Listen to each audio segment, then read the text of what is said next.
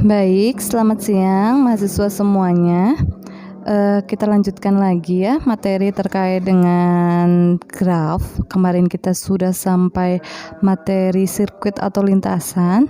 Hari ini saya akan melanjutkan materi tentang graf. Yang ke-8 itu adalah terhubung atau connected. Kalau dari kata connected, terhubung, pasti ada hubungan. Ada suatu hubungan, pastinya di sini adalah hubungan antara vertex ke vertex yang dihubungkan oleh sebuah apa? Sebuah lintasan gitu, atau sebuah lintasan ya, gitu. Jadi jika dua buah simpul F1 dan simpul F2 itu vertex ya, simpul itu sama dengan vertex, disebut terhubung jika terdapat lintasan dari F1 ke F2. Itu definisi dari terhubung dalam sebuah graf, yaitu jika antara satu simpul ke simpul yang lain ada sebuah lintasan, maka antara simpul F1 ke F2 itu disebut dengan terhubung. Oke, disebut dengan graf terhubung, connected graph ya. Kalau tadi itu terkait dengan terhubung, kalau ini terkait dengan graf terhubung. Jika untuk setiap simpul, setiap pasang simpul Fi dan Fj dalam himpunan F besar, terdapat lintasan dari Fi ke Fj. Jadi kalau misalkan dalam sebuah graf itu terdiri dari simpul, yaitu simpul dari Fi, F kecil i, dan Fj, maka di graf tersebut dari Fi sampai Fj itu terdapat sebuah lintasan, itu disebut dengan graf terhubung. Jika tidak, maka G itu disebut graf tak terhubung. Jadi kalau tidak ada lintasan di antara dua simpul tersebut, maka graf itu disebut graf tak terhubung atau disconnected graf, begitu ya. Itu kunci dari definisi terhubung dalam sebuah graf. Contoh graf tak terhubung. Nah, ini. Di sini kalian bisa lihat ada gambar, yaitu gambar yang pertama dan kedua.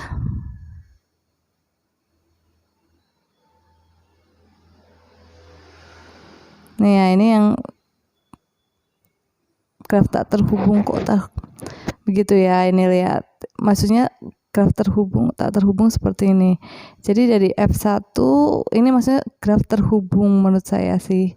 Yang vertex I1, vertex 2, vertex 3, vertex 4 itu terhubung. Sedangkan yang graf tak terhubung itu yang 5. Maksudnya dari dua gambar graf ini tuh sebutannya satu graf meskipun terlihat ada dua gambar, tapi ini disebut tak terhubung karena di sini ada 8 vertex atau 8 simpul, yaitu 1 sampai dengan 8, tapi ada di mana mereka itu terputus, tidak ada hubungannya, yaitu dari vertex 4 tidak ada hubungannya, baik itu atau vertex 3, vertex 2 atau vertex 1 yang terhubung dengan salah satu vertex di vertex 5, 6, 7 dan 8 begitu. Maksudnya itu seperti itu. Jadi graf ini adalah satu kesatuan graf, tapi mereka dua graf tersebut ini satu graf, tapi mereka itu tidak terhubung karena mereka terpisahkan. Ada suatu vertex yang tidak ada lintasannya, seperti itu. Paham ya sampai sini ya? Iya, begitu.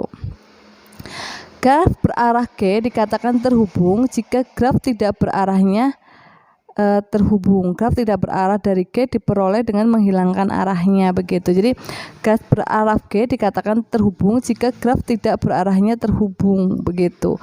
Jadi kalau misalkan ada suatu graf terarah, itu berarti kan lintasannya itu ada arahnya.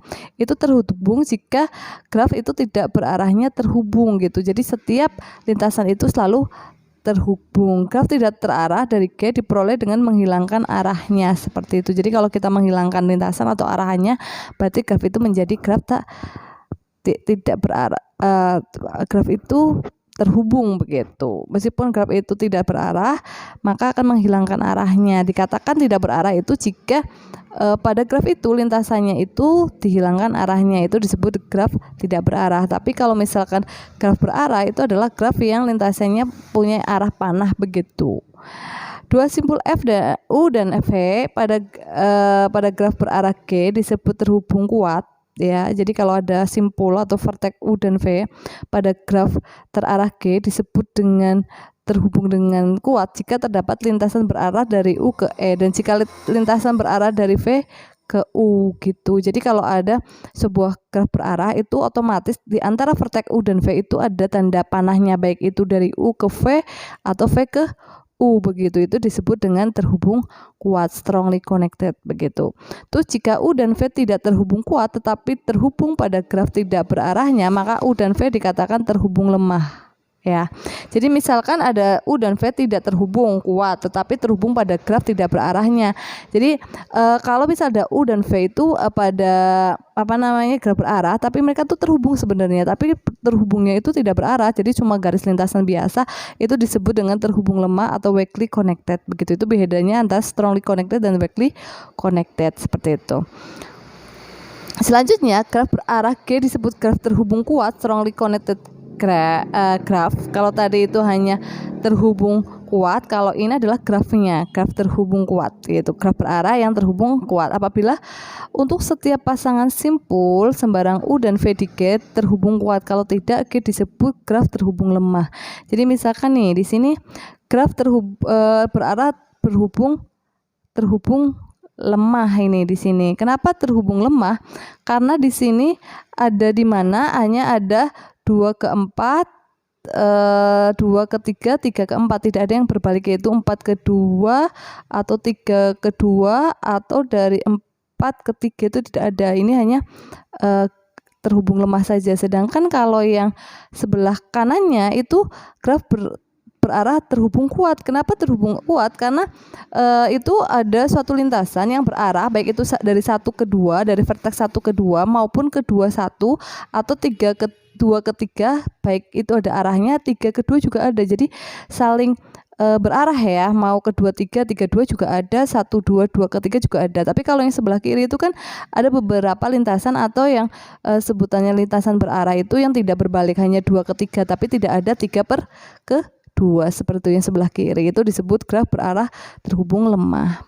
Bisa bedakan ya yang terhubung kuat dan terhubung lemah. Kalau terhubung lemah itu cukup satu arah aja itu sudah lemah. Kalau yang dua-duanya dua arah, misal UV V ke U itu kuat, tapi kalau cuma UV aja atau VU aja berarti itu terhubung lemah. Begitu, itu perbedaannya. Paham ya sampai sini? Ada pertanyaan? Baik, untuk yang ke-8 selanjutnya tadi kita sudah membahas terkait dengan graf terhubung ya. Kalau sekarang kita akan membahas terkait dengan upagraf atau subgraf dan komplement upagraf gitu ya.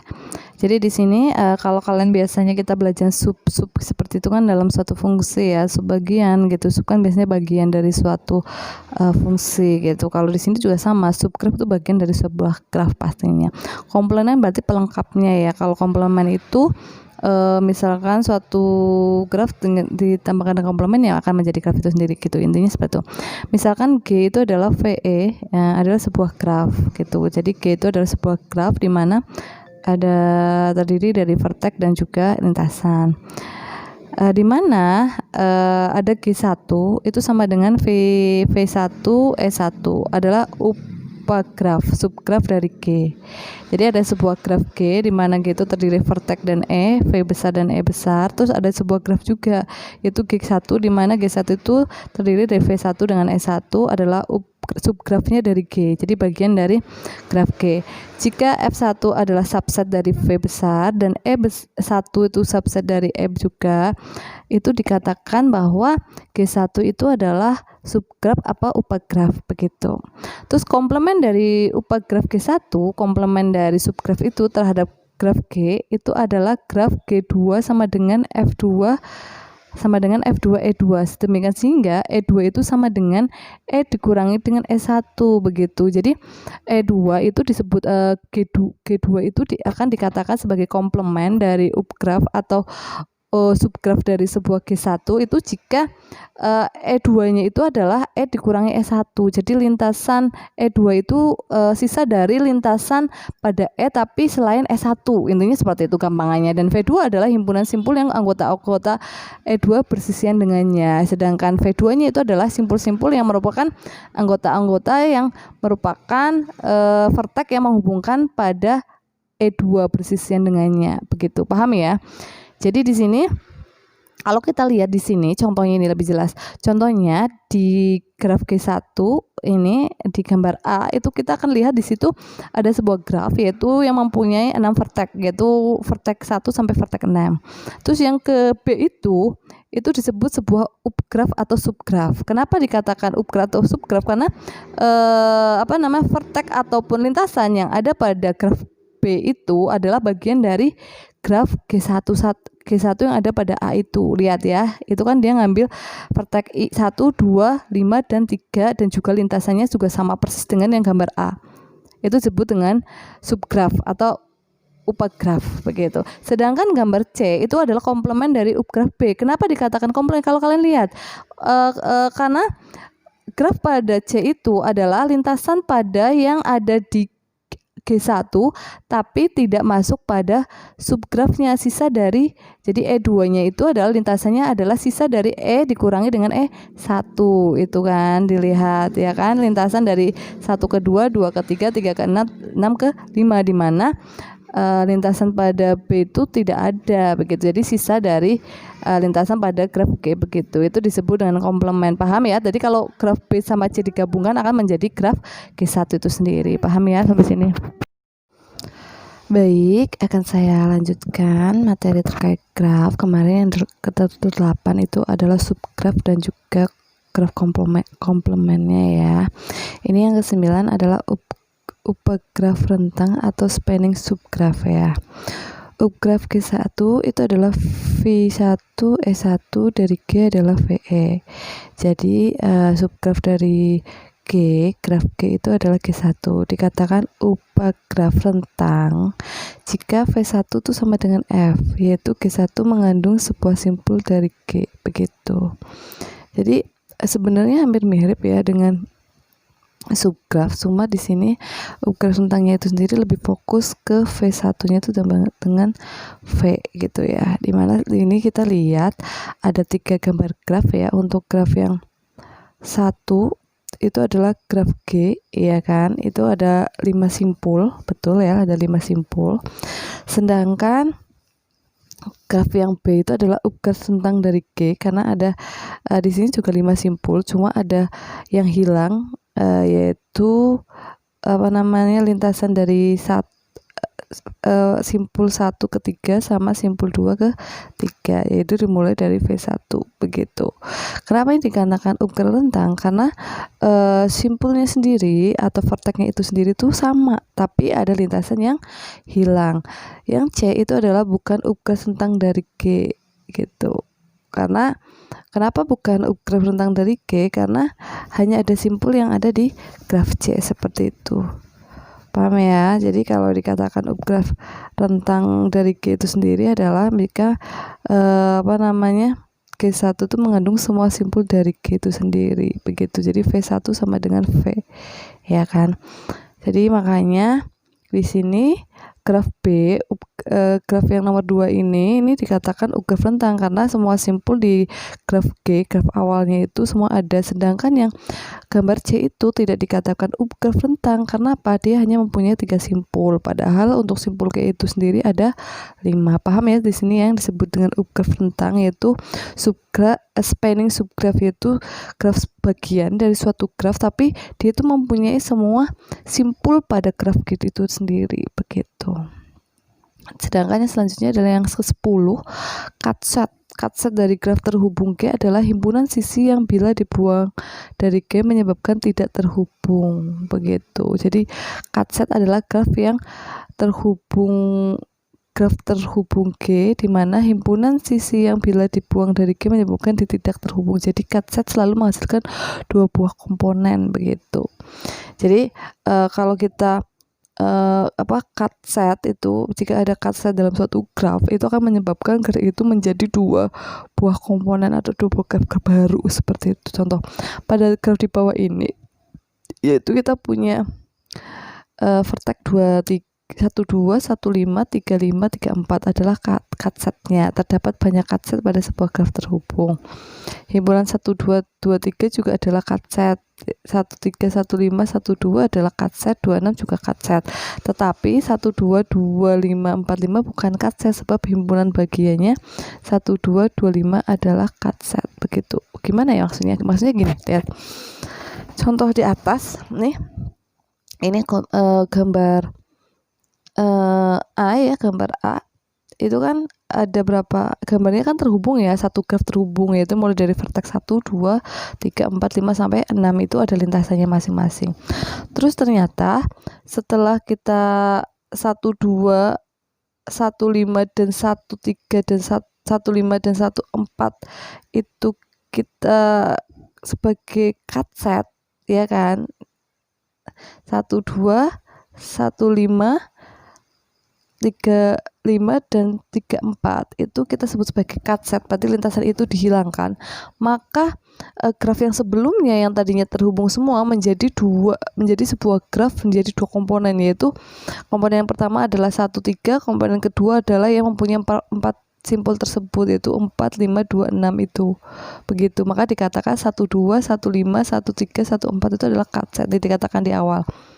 Ya kan, 1, 2, 1, 5, 3, 5, 3, 4 ya kan, adalah cut set. Terdapat banyak cut set pada sebuah graf terhubung. Terus himpunan 1, 2, 1, 5 1, 2, 2, 5 itu juga bisa dikatakan cut set ya. Kalian bayangkan kalau 1, 3, 2, 1, 2, 2, 5 itu kalian itu juga cut set, karena kalau itu dihilangkan itu juga menjadi dua komponen, yaitu komponen 1, 3, 4, 5 sama 2, 6. Kalian bisa bayangkan saja. Terus 1, 3, 1, 5 dan 1, 2 itu juga cut set, karena kalau itu dihilangkan itu juga itu ya 1, 3, 1, 2, 1, 5. Karena apa? Itu akan menjadi dua komponen, yaitu komponen 1 titik vertex 1 tok itu tuh sama 2, 5, 3, 4, 6 begitu. Ya bisa dibayangkan kan ya. Sedangkan kalau 1, 2, 2, 5, 4, 5 itu bukan cut set sebab himpunan bagiannya 1, 2, 2, 5 adalah cut set gitu. Karena kalau kita sudah ngomongin 1, 2, 2, 5 itu udah cut set kan ya udah gitu kan, nggak perlu ditambahkan lagi seperti itu, udah cukup 1, 2, 2, 5 itu udah cut set, nggak perlu tambahkan 4, 5 malah jadi cut set yang lain seperti itu. Paham ya? Jadi kalian harus mencari lintasan di mana lintasan itu menyebabkan graf yang awal itu menjadi dua komponen baru, itu disebut dengan cut set begitu. Sampai sini paham ya, apa itu cut set, apa itu spanning subgraph tadi? Baik, selanjutnya yang terakhir itu adalah yang ke-11, itu adalah graf berbobot, weighted graph. Graf berbobot adalah graf yang setiap sisinya diberi sebuah harga bobot. Jadi disebut graf berbobot. Kalau tadi dari awal kita membahas macam-macam graf, tapi kita hanya fokus pada vertex sama lintasannya saja. Kalau sekarang perbedaannya, graf berbobot itu adalah setiap lintasan itu punya bobotnya. Jadi kita tidak semua, kalau yang di awal kan lintasannya dianggap sama ya, hitungannya ada berapa lintasan nih gitu, ada berapa simpul gitu, ada berapa sisi ya begitu. Kalau ini setiap lintasannya itu punya bobot, jadi nanti jadi nilainya, setiap graf itu akan mempunyai nilai berbeda-berbeda begitu. Contoh nih di sini disebut graf berbobot tuh apabila setiap sisinya diberi sebuah harga. Misal tuh dari vertex A ke E itu bobotnya 10, A ke B itu 12, E ke B itu dari 8, B ke C 9 dan seterusnya. Itu yang disebut dengan graf berbobot. Paham ya? Seperti itu aja dari bedanya. Jadi nanti kalian kalau akan mencari lintasan terpanjang atau terbobotnya paling besar itu kalian bisa mencari, karena kan setiap lintasannya sama. Kalau kemarin itu kita membahas misalnya lintasan terpanjang itu hanya banyaknya lintasan gitu ya. Kalau banyak lintasan berarti kan lintasannya panjang gitu. Misalkan kalau yang ini lintasannya 3, ini 5 gitu, atau atau nanti mencari lintasan terpendek juga bisa. Itu pastinya tidak tergantung dari banyaknya sisi gitu, tapi bobot dari graf tersebut, dari setiap sisinya tersebut, seperti itu bedanya aja sih gitu. Paham ya? Terus selanjutnya saya akan membahas beberapa graf khusus. Jadi graf itu ada mempunyai beberapa graf khusus. Jadi yang pertama adalah graf lengkap atau completed graf. Itu graf lengkap itu sendiri adalah graf sederhana yang setiap simpulnya mempunyai sisi ke semua simpul lainnya. Ingat, jadi setiap simpulnya mempunyai sisi ke setiap simpul lainnya, begitu. Jadi setiap simpul, misal ada 3 simpul, berarti simpul yang pertama itu akan dihubungkan ke 2 simpul yang lain, simpul yang kedua juga akan dihubungkan dengan simpul yang lain, dan simpul yang ketiga juga akan dihubungkan dengan simpul yang lain. Itu disebut dengan graf lengkap, begitu. Graf lengkap dengan n buah simpul dilambangkan dengan Kn. Jumlah nilai sisi pada graf lengkap yang terdiri dari n buah simpul adalah n kali n-1 bagi 2, begitu. Paham ya? Iya. Jadi yang disebut graf lengkap adalah graf yang setiap simpulnya dihubungkan dengan simpul yang lain, dan rumus untuk graf n gitu, kalau banyak simpulnya n itu adalah n kali n-1 bagi 2. Ingat-ingat itu aja rumusnya. Jadi contoh misal K1 itu punya simpul 1, dia pasti nggak dihubungkan dengan sisi yang lain. Terus K2, karena K2 berarti kan tinggal dihubungkan aja. K3 berarti kan seperti K3 itu. K4 juga seperti itu. K5, K6. Nah, kalau kalian masukkan misalkan K3 aja, K3 kan 3 dikali 3 dikurangi 1 bagi 2, berarti 3 dikalikan 2, 6 dibagi 2, 3. Betul nggak sisinya ada 3? Betul. Dan selanjutnya K6 itu bisa 6 kali 5, 30 dibagi 2, 15. Hitung sisi dari K6 ada 15 nggak? 15 ya gitu, itu caranya. Jadi intinya yang disebut dengan graf lengkap adalah setiap simpul dalam graf itu dihubungkan dengan simpul yang lain, jangan sampai terlewat satu pun, semua harus terhubungkan, begitu. Yang kedua adalah graf lingkaran, adalah graf sederhana yang setiap simpulnya berderajat 2. Graf lingkaran dengan n simpul dilambangkan dengan Cn, begitu. Graf lingkaran itu sendiri adalah suatu graf sederhana di mana setiap simpulnya itu mempunyai berderajat 2. Berderajat 2 berarti kan mempunyai sisi 2 ya, pasti. Karena apa? Inti dari graf lingkaran ini adalah kenapa berderajat 2, karena dia setiap sisinya itu akan menghubungkan dengan simpul yang lain, begitu, sehingga nantinya akan membentuk sebuah lingkaran. Lihat aja nih, yang segi 3, segi 4, segi 5, dan segi 6 kan seperti itu. Paham ya sampai sini? Beberapa graf khusus, begitu ya. Ada yang mau ditanyakan? Baik, selanjutnya graf khusus sendiri yang ketiga tadi ada graf lengkap, graf lingkaran, ini graf teratur, regular graf teratur. Kalau tadi yang pertama lengkap, ini teratur, jadi ada aturannya. Teratur itu berarti teratur ya, ada aturannya gitu. Graf yang setiap simpulnya mempunyai derajat yang sama disebut graf teratur. Jadi teratur di sini itu ciri khasnya adalah setiap simpul itu mempunyai derajat yang sama. Derajat yang sama berarti mempunyai sisi yang banyaknya sama, seperti itu. Apabila derajat setiap simpul adalah R, maka graf tersebut disebut sebagai graf teratur derajat R. Jumlah sisi pada graf teratur adalah N kali R bagi 2. Akan selalu seperti itu ya, iya gitu. Jadi banyaknya sisi pada setiap banyaknya derajat pada setiap simpul itu sama. Kalau kita menentukan bahwa derajatnya 2 ya, setiap simpul akan mempunyai sisinya ada 2 semuanya. Tidak ada yang, misal ada yang 3 ya berarti graf itu bukan graf teratur gitu, dan jumlah sisinya pasti N R bagi 2. Itu yang perlu diingat gitu ya. Yang terakhir, graf bipartit graf. Graf G yang itu adalah graf G yang himpunan simpulnya dapat dipisah menjadi 2 himpunan bagian F1 dan F2, sedemikian sehingga setiap sisi pada G menghubungkan sebuah simpul di F1 ke sebuah simpul di F2, disebut graf bipartit dan dinyatakan sebagai G F1 F2, begitu. Jadi graf bipartit itu adalah suatu graf di mana graf itu secara tidak langsung itu bisa dipisahkan antara V1 dengan V2. Jadi ada kelompok vertex 1 dengan kelompok vertex 2. Terus tapi antara V1 VE2 itu juga dihubungkan, tetap terhubung, tidak terlepas, jadi tidak berbeda komponen ya. Dimana yang menghubungkan itu vertex itu disebut dengan graf bipartit itu sendiri, begitu kan. Misalkan nih di sini sebelah kiri, sebelah kanan V1 V2 itu kan ada V1-nya ada 2 vertex, ada 2 titik, ada 2 simpul. V2-nya ada 3 simpul. Terus ini mempunyai sisi ya, dihubungkan gitu. Lah hubungan ini membentuk sebuah graf lah. Graf yang ini nih, graf yang menghubungkan dua kelompok vertex ini disebut dengan graf bipartit seperti itu. Jadi kalian yang pertama pastinya harus bisa memisahkan dua kelompok vertex atau simpul itu sendiri, dan pastinya dua kelompok itu juga terhubung sehingga menjadi sebuah graf lah. Menjadi sebuah grafnya itu yang disebut dengan graf bipartit. Paham ya sampai sini ya?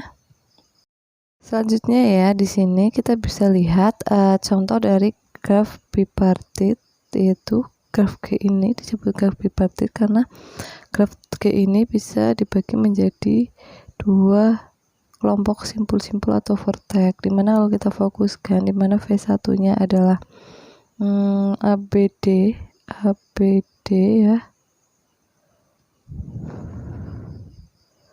itu dengan CEFG gitu ya, CEFG itu kan sebenarnya setiap simpul pada kelompok F1 F2 itu mereka simpul atau vertex pada kelompok F1 itu sebenarnya selalu dihubungkan dengan vertex pada V2H, tidak pernah dia itu dihubungkan dengan vertex di dalam V1.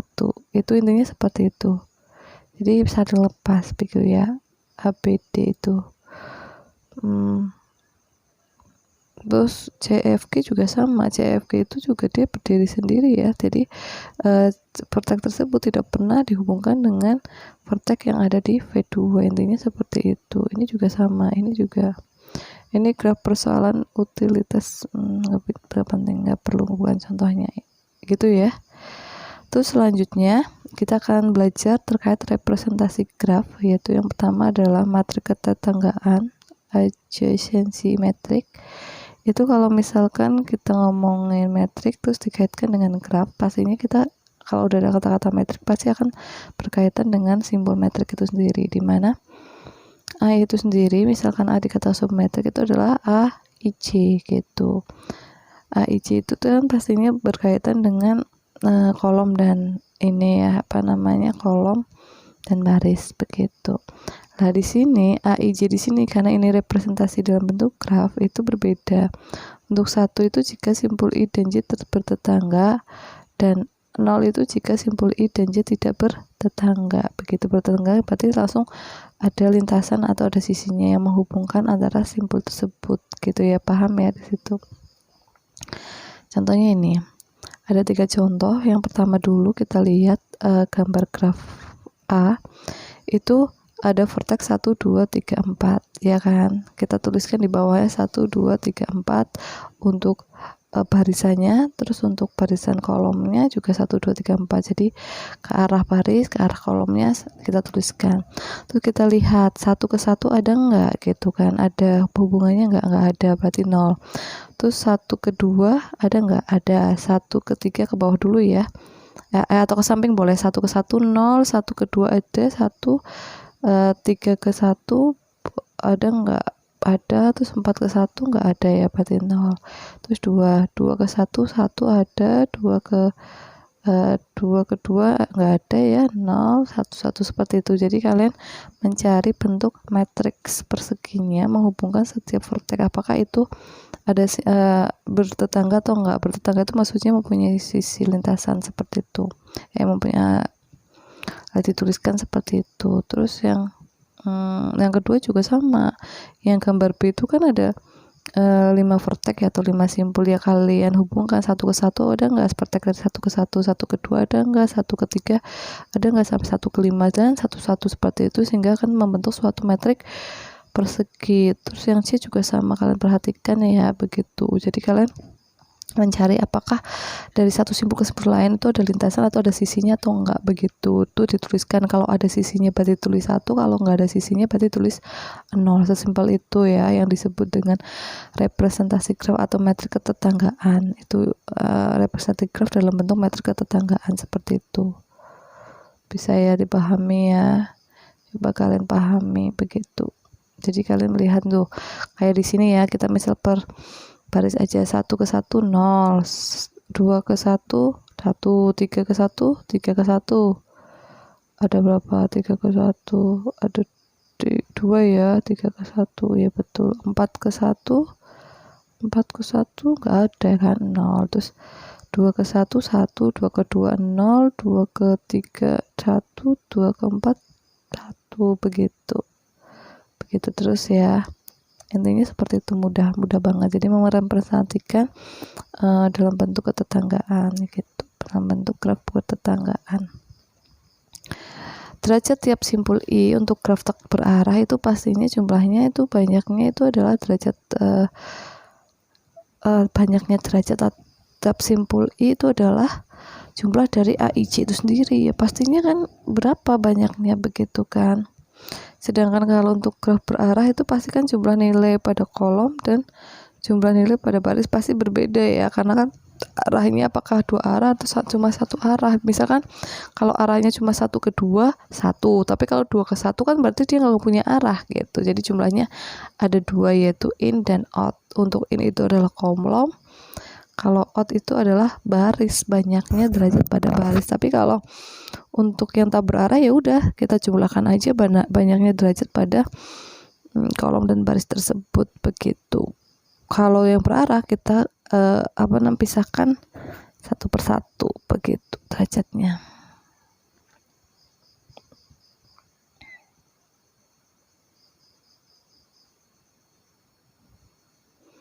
Paham ya sampai sini? Nah ini tuh sebenarnya simbol tak terhingganya itu 0 ya, maksudnya 0 ini tak terhingga di situ tuh 0, tidak ada sisinya, tidak terhubung, tidak bertetangga begitu. Karena kalau kita lihat akan nggak ada, berarti tak terhingga itu sebenarnya 0, tidak ada sisinya begitu. Ini kalau misalkan kita akan menentukan berdasarnya ada nggak bersisian atau enggak gitu. Terus karena ini adalah graf berbobot, maka yang dituliskan adalah bobotnya untuk setiap sisinya tersebut. Sampai sini paham ya? Nggak ada yang ditanyakan? Baiklah, selanjutnya saya akan membahas materi dari graf itu sendiri, yaitu khusus nih ada subbab khusus yaitu graf isomorfik. Tapi graf isomorfik ini bisa kita bahas setelah kita mempelajari materi sebelumnya ya. Jadi di sini diketahui matrik ketetanggaan, tadi kita sudah belajar terkait metrik ketetanggaan, adjacency metrik dari sebuah graf tidak berarah. Jadi kita hanya fokus pada graf yang tidak berarah. Gambarkan 2 buah graf yang bersesuaian dengan matrik tersebut. Jadi kan kalau tadi kita mencari matrik ketetanggaannya, kalau ini graf isomorfik itu sendiri yang diketahui adalah matrik ketetanggaannya dulu. Ini kita bisa lihat di sini ada sebuah matrik ketetanggaan. Kalian ingat bahwa kalau 0 itu tidak dihubungkan, 1 itu ada dihubungkan atau mempunyai sisi, begitu. Kita bayangkan ini berarti kalau seperti ini kan 5 kali 5 ya, matrik 5 kali 5 berarti ini ada 5 vertex atau 5 simpul. Kalian ingat, berarti yang perlu kalian lakukan ada berarti ini ada 5 vertex. Tuliskan dulu 1 2 3 4 5 1 2 3 4 5. Setelah itu di sini kita disuruh untuk menggambarkan 2 buah graf yang bersesuaian dengan matrik tersebut. Pastinya kan kalian bisa ya. Wah, yang penting kan di sini kalau 0 tidak ada sisinya, kalau 1 ada sisinya, tinggal digambar aja. Ternyata sebenarnya sih gambar untuk matrik tetanggaan ini bisa bentuknya bermacam-macam ya, tapi dengan bentuk matrik ini cuma di sini karena hanya disuruh untuk menggambarkan 2 buah grafik diperoleh seperti ini misalkan jawabannya. Ya enggak? Bentuknya kan berbeda ya. 2 buah graf yang sama, hanya penggambaran secara geometrinya berbeda. Itu yang disebut dengan isomorfik. Jadi kalau kita gambarkan dalam bentuk matrik ketetanggaan itu mereka berdua itu sama persis, tapi ternyata pada saat digambarkan secara geometriknya itu mereka berbeda. Itu yang disebut dengan isomorfik. Paham ya sampai sini? Terus dua buah graf yang sama tetapi secara geometri berbeda disebut dengan graf yang saling isomorfik, begitu ya. Dua buah graf G1 dan G dikatakan isomorfik jika terdapat korespondensi satu-satu antara simpul-simpul keduanya dan antara sisi-sisi keduanya hingga hubungan kebersisian tetap terjaga. Jadi intinya kalau dua buah graf dikatakan isomorfik jika vertex dan juga sisi-sisinya saling berkorespondensi satu-satu, jadi sama semuanya begitu, meskipun bentuk geometrinya itu berbeda, begitu. Intinya seperti itu. Dengan kata lain, misalkan sisi E bersisian dengan simbol U dan V di G1, maka sisi E aksen yang berkorespondensi satu di G2 harus bersisian dengan simbol E aksen dan V aksen yang di G2, jadi saling bersesuaian ya, harus sama. Jadi kalau misalkan ada simpul di sini nih, simpulnya U dan V, dia punya sisi E gitu, otomatis di yang G2 itu harus sama-sama U aksen tuh, V aksen tuh hanya simbol ya, itu juga sisinya juga harus E aksen, tapi seperti itu, semuanya harus bersesuaian seperti itu, berkorespondensi satu-satu. Dua buah graf yang isomorfik adalah graf yang sama kecuali penanaman simbol sini saja yang berbeda. Ini benar karena sebuah graf dapat digambarkan dalam banyak cara. Betul. Jadi kalau kita hanya mengetahui vertex dan simpul, pasti setiap orang itu pasti mempunyai cara menggambarkannya masing-masing. Contoh ya, ini dari gambar ini aja lah ya. Ini kan ada dua gambar. Saya yakin saya suruh kalian coba sekarang, kalian kalian coba gambarkan sebuah graf dari metrik ketetanggaan ini. Saya yakin antar satu mahasiswa dengan yang lain tuh bentuknya pasti berbeda, bermacam-macam. Coba aja ya. Untuk membuktikan, nanti dikirim ke grup WA-nya. Jadi saya pengen lihat bentuknya beda-beda atau enggak, begitu. Tapi saya yakin berbeda. Pasti kan kalian tidak terfokus mau membentuk apa. Mungkin ada yang punya konsep gambarnya seperti apa, atau mungkin ada yang asal menghubungkan antar vertex atau simpul seperti itu. Begitu ya. Paham tuh sini, seperti ini nih gambar G1, G2, G3 ini adalah gambar G1 itu isomorfik dengan G2, lihat kalian. Jadi kenapa sama? Karena itu sama-sama mempunyai vertexnya sama. Terus setiap vertex itu setiap sisinya itu dihubungkannya juga kalau kita korespondensikan satu-satu itu sama. Misalkan kita di sini setiap vertex itu mempunyai 3 sisi ya, derajatnya ada 3. Kita lihat di gambar G2 itu juga sama, setiap vertexnya itu mempunyai derajat 3 semuanya. Jadi kita bisa bersesuaian, misalkan 1 sama dengan A, 2 sama dengan B, 3 sama dengan C, 4 sama dengan D. Tapi sebenarnya kan ada korespondensi satu-satu antar setiap vertex dan sisi pada G1 dan G2.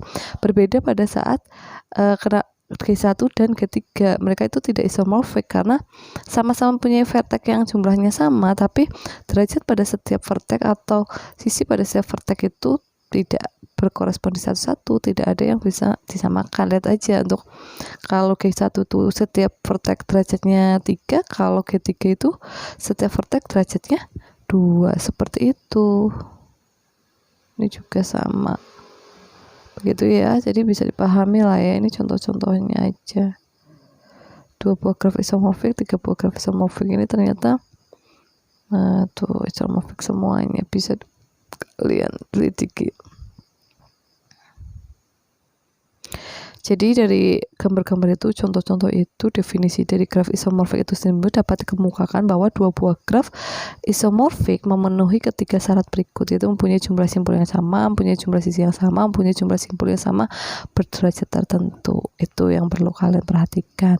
Namun ketika saat ini ternyata belum cukup menjamin, pemeriksaan secara visual perlu dilakukan ya. Meskipun sudah memenuhi 3 syarat tersebut, tapi kalian harus juga melihat secara visualnya, secara geometriknya gambarnya seperti apa, begitu ya untuk graf isomorfik.